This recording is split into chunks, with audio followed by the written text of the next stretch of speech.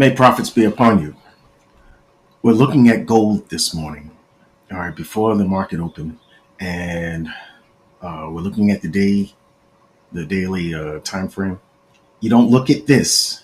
You do not look at this market and think, let me look for shorts. No, you see, price is continuing high. We went through this long period of consolidation, and then you see the breakout.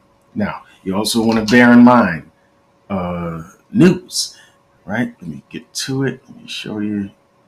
You want to see that there's a lot of things going on here. Gold needs record high. There's a shutdown. There's political stuff going on. Look at France and what's going on there. You see that we are in a government shutdown in the U.S. All right, and with all this uncertainty, it's going to push the price of gold, right? So while all those things are still in place, hey man, there's no reason to think shorts. Look at this. Look at yesterday's candle. That's a very strong bullish move. All right. Now, what I tend to do is look inside of these strong moves, inside the candle, and go down to a lower time frame to see if there's an area where price could find a pullback support to push higher. Got it? I go down to the 1 hour from the daily. All right. And what do we see? All right. Price is moving. Price breaks the consolidation here. We move up. Inside, you'll see there was some respect given to the fair value gaps, like right here. All right, the bullish fair value gaps. Price comes back to it. Boom, boom. All right, and then watch this. You see this sell before the buy with a close above it? That is an order block. All right, that is an order back. A sell before the buy, like I just said, and you block it. That's all. And you're going to keep that in mind. All right. Price pushes up. You see there's a bullish fair value gap here. So you see some displacement. Price comes back, tests the fair value gap, and pushes higher. I like that. That's the way you want to see it.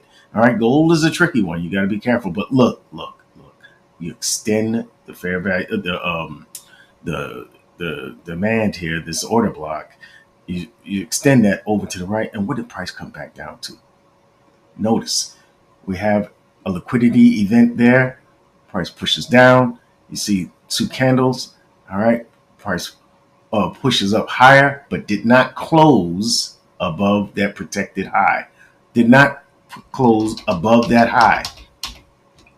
All right. And so we didn't get the formation of a valid order block. All right. But you did see this fair value gap here. All right. Price has a swing fail here, all right, and pushes back down, and we form what? A bearish fair value gap that is untouched at the moment, and then we form another one behind that. That's a strong push, all right. That's a strong push down to where the supply, the demand zone here, all right. And you say, okay, well, this is an impulsive move down. You look for the correction, and then you would think price would go on down. That very well could happen. But what I want you to bear in mind is this is an uptrend. And what gold tends to do is it moves up. It goes a little consolidation. It swings down, sweeps, has a liquidity event to the downside, and then we see the liquidity event follow in alignment with the trend, and we go up. That's what gold does. All right. So don't be fooled by these strong moves down. It's just trying to sweep some lows for liquidity before the next move up. This is a strong, impulsive market right now to the upside. So don't be fooled. All right. This could trigger that next liquidity event. You see how the market closed the previous candle, came up to the fair value gap here, and what happened? It reacted to it, but now we're filling that same wick we're filling that same wick this hour. All right. And we're going to be coming up here. All right. This was a balanced price range. Should price hesitate and give a break of market structure to the downside, I would not be looking for longs at that point. All right. No, I would not. But if we start to keep pushing higher, yeah, I would for sure. All right. If you're not in longs here, don't look for it. Don't look for it up here. All right. We'll see if we get some kind of pullback here for what is it, New York session, and then we can continue higher. All right. But right now, I'm going to tell you, I'm partial to longs. I'm partial to longs.